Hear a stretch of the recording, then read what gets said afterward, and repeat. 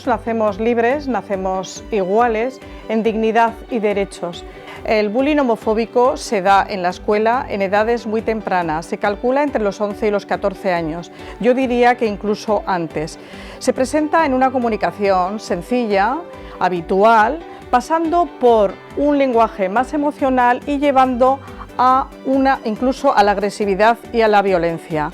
Una de las principales causas del fracaso escolar es el ciberbullying. Es una de las principales causas del fracaso escolar, del fracaso personal, del fracaso social y en ocasiones del fracaso en la vida. Tengo un mensaje para compartir. Es de una niña que actualmente está trabajando conmigo. Ella siempre repite: necesito que me veas, estoy aquí, yo también existo. Podemos evitar el bullying homofóbico desde los valores, los principios, desde el respeto, desde la generosidad y desde estar siempre disponibles.